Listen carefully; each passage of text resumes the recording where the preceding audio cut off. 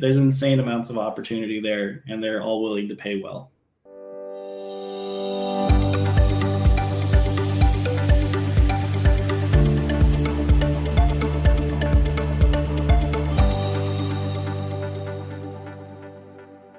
Good morning, everybody. Welcome to Copy This, Not That, where we talk to digital marketers from all kinds of different areas about how freelance copywriters can add value to their clients by getting really good at copy for niche industries and services. Today, we've got the YouTube ads guy, Lloyd Dodgen, with us. So Lloyd helps his clients generate exponential results with their YouTube ads campaigns by high conversion scripts. And I'm just so excited to have you here, Lloyd. Good morning. Good morning. Good morning. Thanks so much for having me. Yeah, no problem. I even wore my Arizona sweatshirt today in honor of your appearance today, because I know it looks awesome. It does look awesome. It looks more awesome than it looks in Iowa right now. For sure. Iowa looks cold because it is cold. So I'm super excited to have you here today, because not a lot of chatter goes on in the freelance copywriter world when it comes to YouTube ads. Mm-hmm. So I can't wait to hear what you have to say. So let's go ahead and dive right in. So Lloyd, tell us, when you are deciding what to offer as services, when you first started, why YouTube ads? What made YouTube ads the thing that you wanted to go into? Well, so the journey to building a YouTube ad agency is definitely paved with, when they say he who chases two rabbits catches none. Sometimes chasing a ton of rabbits is actually a great thing to do, because then you end up finding the one that you're able to catch up with and you like the most, and you go after that one rabbit, and all the other rabbits become, irrelevant. That was the same thing kind of with YouTube ads. It was an iteration of things over time as I was building my agency. For a little while, the agency was the "we do everything for you" agency, which, a lot of companies want to be full stack. But when you're a solopreneur, full stack doesn't make any sense. And so I had an opportunity with a real estate agent, a friend that was doing film for them, to run YouTube ads for them. And so I was like, they were like, "Can you run YouTube ads to help us get more views on this video?" And I was like, "Sure, like I can figure it out," as every entrepreneur does along their journey. Yes. And we ended up getting a ton of views for them, helping them out, and ended up selling like this $23 million home. And I was like, hey, maybe there's something here. And I started to realize that I kind of liked the platform more than I liked Facebook ads. Mm-hmm. And I've always had an affinity leaning towards YouTube. Like, I love the platform. I love YouTube. It's the most predominant social media and video platform that I use, period. And over time, I started to just continue to test it out and find out that I was like, hey, I really like this. And after a while, I was like, I'm going to stop doing everything else, and I'm just going to do YouTube ads.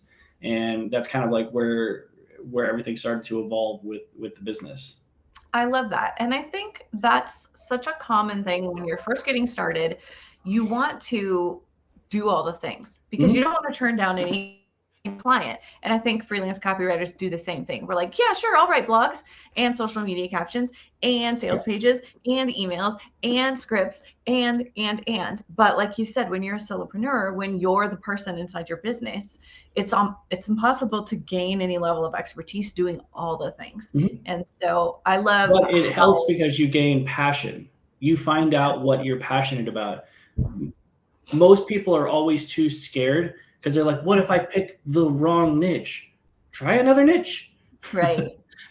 Like eventually, if you test enough niches, and I think this is what's cool about what you're doing, is because you're kind of like helping them figure out other different niches that exist, other different areas of copywriting that they may not have thought about originally. Like today, we talk about YouTube ads and like, oh my gosh, is there a need for copywriters in the YouTube ad space?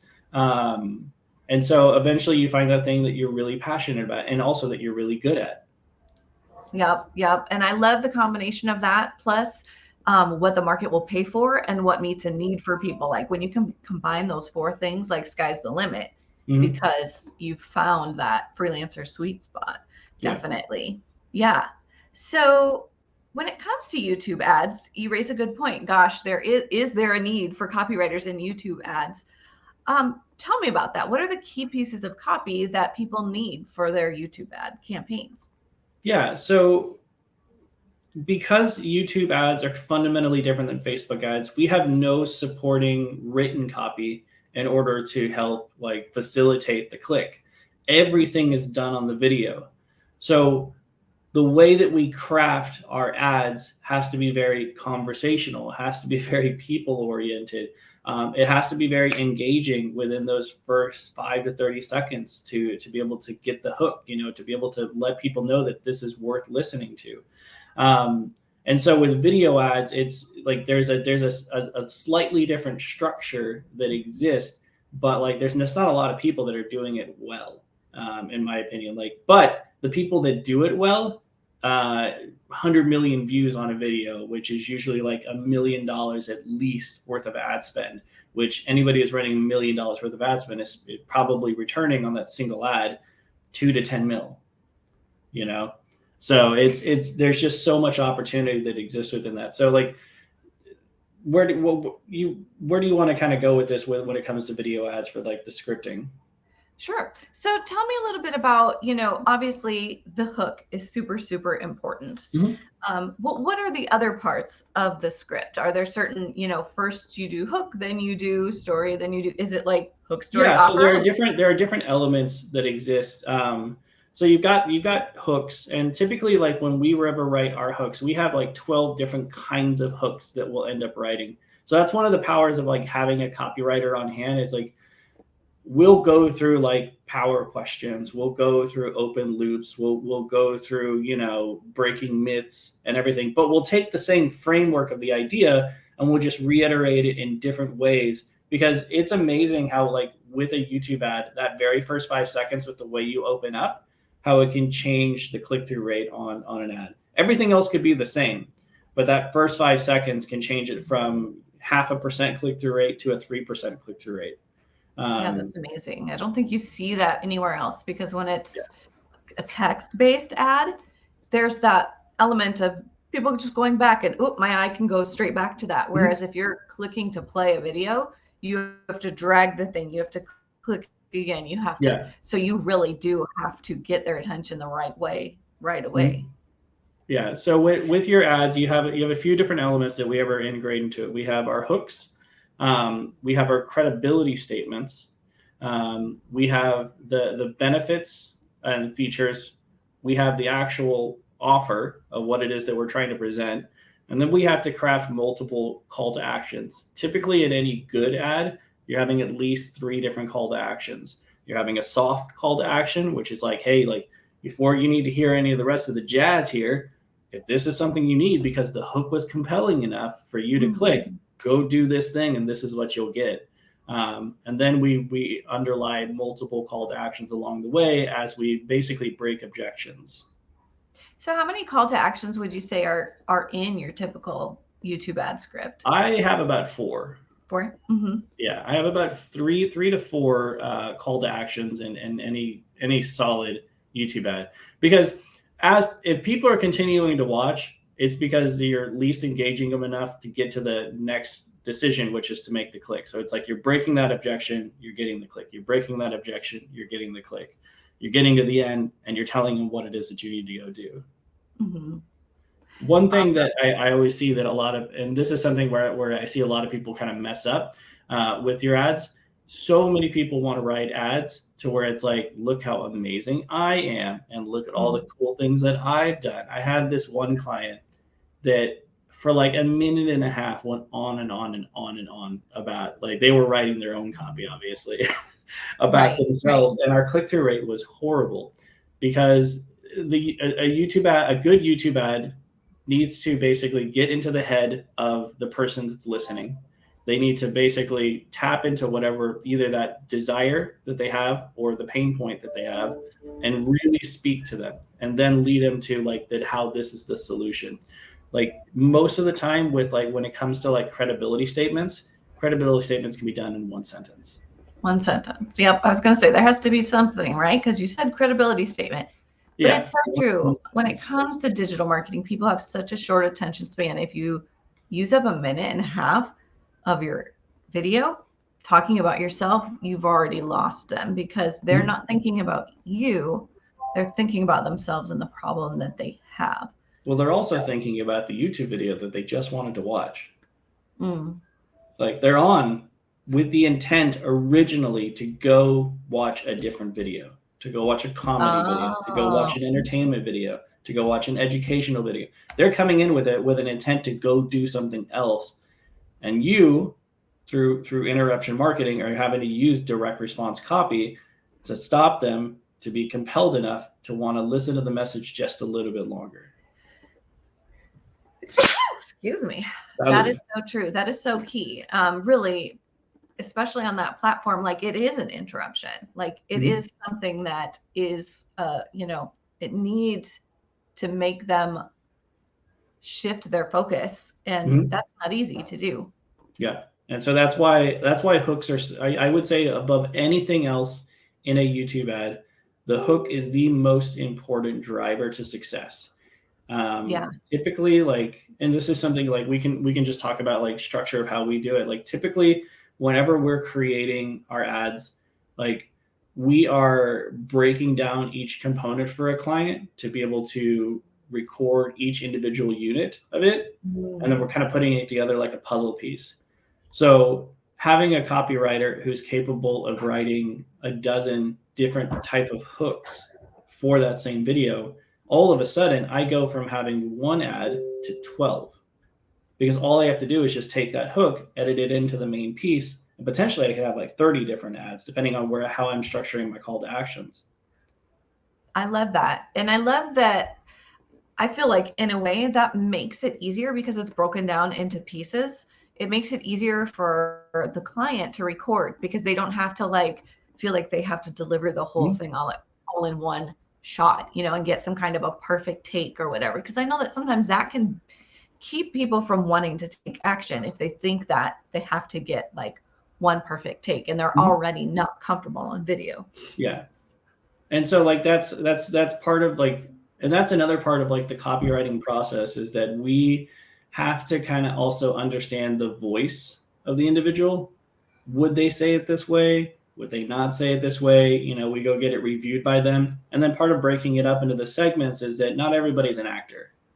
Not everybody has the chops to just go and nail a recording, no problem. Some people look at a camera and they become camera Lloyd and camera Christa, and like, huh? Yeah. And it's like I've seen the most charismatic in-person entrepreneurs become a completely different human being that I'm like, who is that? Get rid of that person now. And something I say to my clients a lot is like, you have to show up as Lloyd 1.5. You have to give more, because over the screen, through the screen, it just doesn't quite translate exactly right. And I feel like that gives them permission to amp it up a little bit, loosen up a little. And I think people like, they get confused on the concept of like amping up my energy doesn't mean changing my personality. Right. Like right now on camera, we're giving a little bit more because a lot of the energy is lost in translation when it gets to the other side. So there's more gesticulation, there's more inflection in the voice. There's a little bit more energy. Like when we started the conversation, I was like, "What's up, Christa?" You're like, "Hey, Lloyd." Yeah. Right. Then we get on camera like, "Hey guys."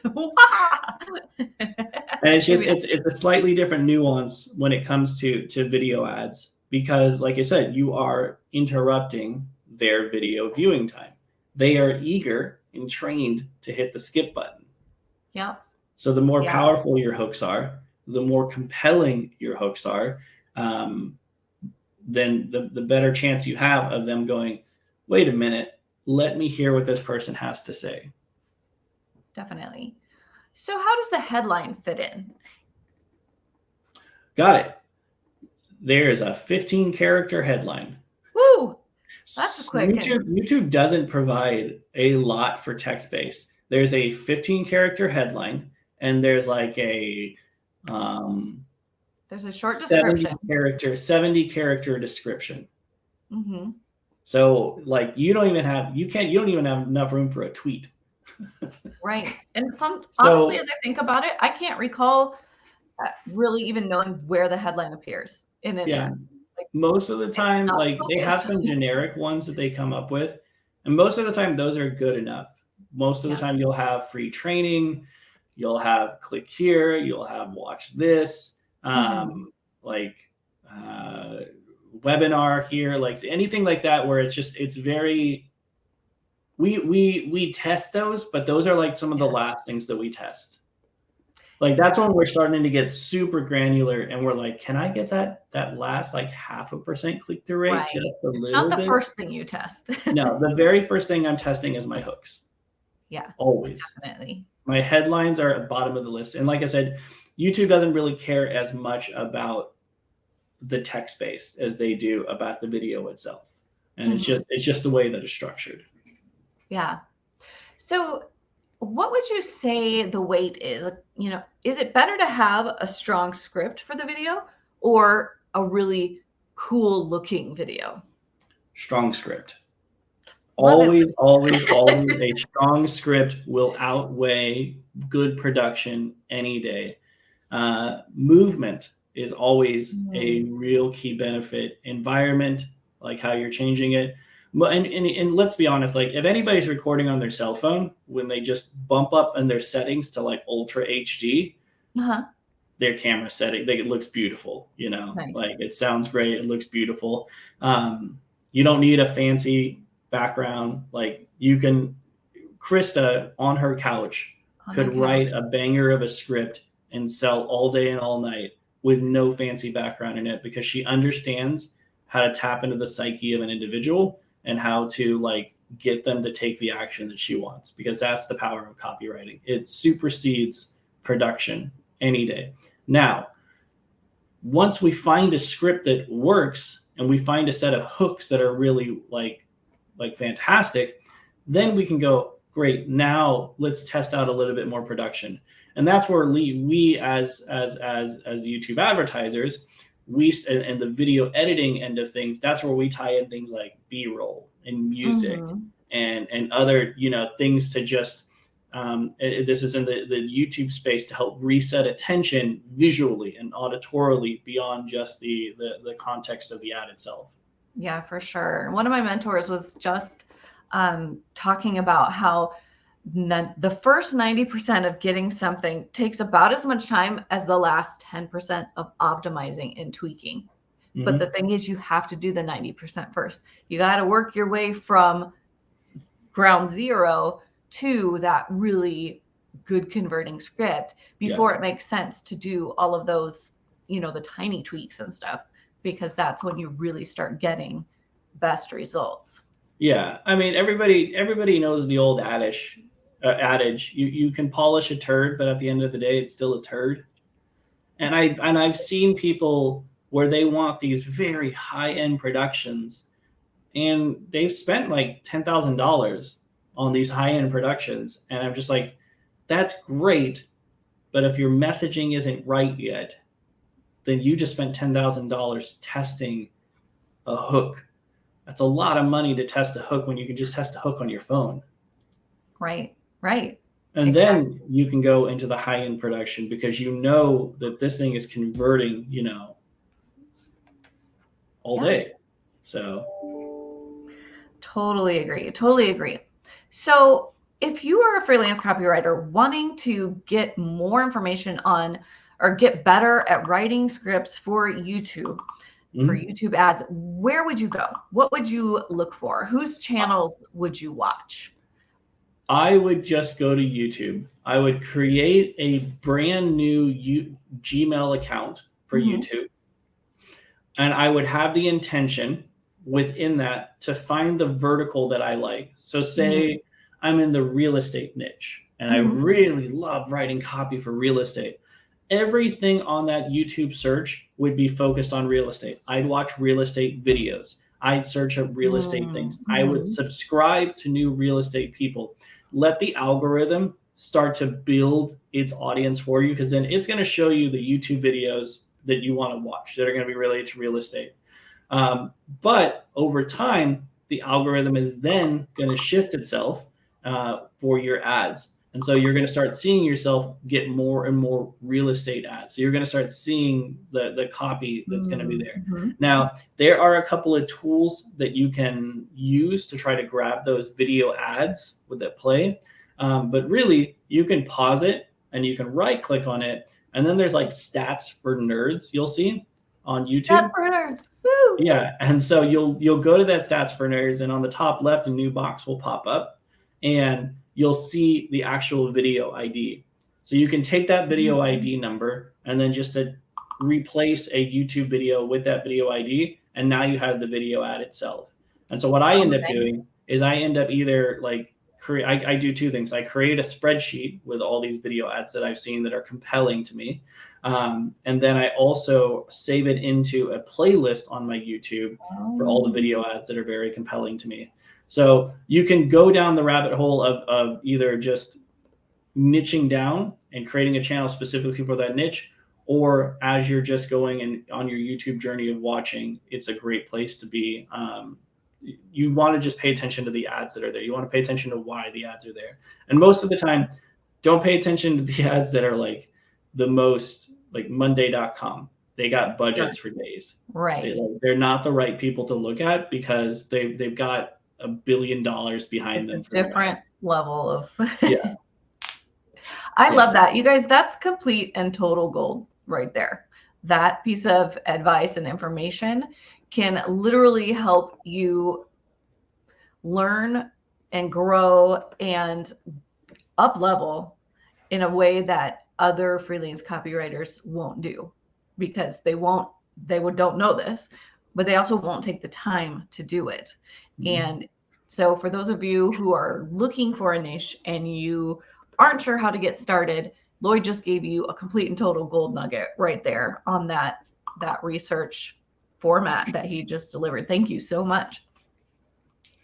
Yeah. And right now, like the reason we're talking about this is that I've been in the YouTube ad space for a few years now, and I'm finally starting to see people in my space as competitors.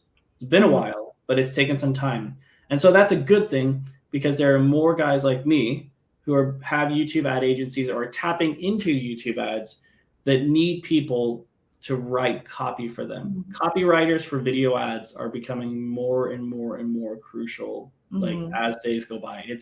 It is a whole new avenue, or at least it's been there for a while, but it's growing at a rate that we're like, the demand is there in a way that it hasn't been before. Right, exactly. It's like Facebook ads copywriters 10 years ago. Like it's starting to become a thing where that level of expertise is what is needed to really get people to the next level. It's not just throw it out there and it's going to perform.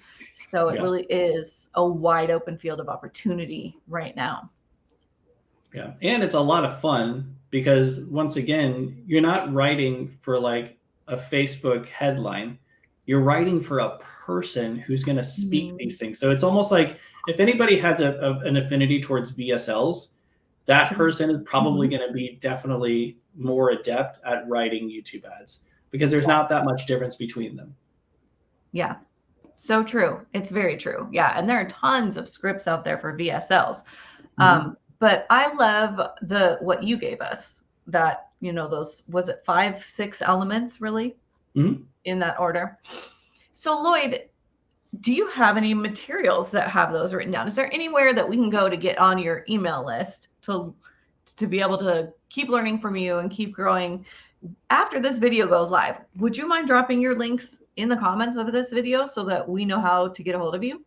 Yeah. We have a script framework. And I'm more than happy to drop our script framework so you guys can check that out. I'll definitely keep it in the link so that you guys can pick that up. And it's a great script framework. We use it for all of our clients, and really, like, it's not as complicated, but the work goes into the research like any good copywriter, goes invest into. So Yeah, but we definitely have some resources for you guys that we can definitely provide to help improve your copywriting skills, and maybe see if YouTube ads copywriting is something that you're interested in. Yeah. I know we're always looking for copywriters for our business. Yeah. Yep. I mean, there's such a need, you guys. I know that it's easy to think there's no clients out there. There's so much competition. I can't stand out. But it's opportunities like this where you can learn about the niche things that are becoming, those sunrise industries that have opportunity, that are really going to open up, that can really move the needle for your business, if that's something that you're interested in doing. So as a one last tip from me, one of the ways that I recommend anybody that's in the freelance space go and find clients is we leverage what are called private Loom videos, or personal Loom videos. Okay. So we'll use Loom, we'll do research on a company, we'll find out everything that they have, we'll look at their funnels, we'll look at all their stuff that they got going on, and then we will record a personalized Loom video for them, telling them exactly what it is that we can do, and even potentially writing out some scripts for them too. Be like, hey, I think you guys should test these out. Right. And that's usually a great way for us to go get new clients. So like, if you're interested in the space and you're looking for, you want us to try working with a YouTube ad agency, you can always create a private Loom video for that agency and be like, hey, like, I noticed that you guys are in the space. Like, I wrote a couple of scripts based on this framework. Maybe this is something you guys can test out for your business. So they can get a chance to see your chops. Yeah. And you get a chance to prove that you actually care about their business. And that can help set you apart from the person who sends the generic email. Like, are you looking for a copywriter? Like, it shows that person who has an edge, and it has a little bit more hunger in the industry. Right. And if you're looking for people within a same industry, like real estate or like medical, clinicians, then you're not doing super targeted individual research. You can use the basic research, and so it's not like hours and hours and hours for each individual one. You're able to apply that to multiple business owners, and then get their specific details, and it's worth the time investment, especially when you're looking at industries where they have marketing budgets that they need to spend. And when they know that they can get results from what you provide, they're happy to spend it. Yeah. I just talked to a company in the medical industry, a doctor, and they are wanting to consider spending $100,000 a month on ad spend alone. And that's just their test budget. Yeah. So there's insane amounts of opportunity there, and they're all willing to pay well. Yeah, there really is. You just have to know where to look and be willing to do the things that other people won't do. If everyone else is blowing up the DMs and trying out, Upwork and Fiverr, don't do that. It doesn't work, for one thing.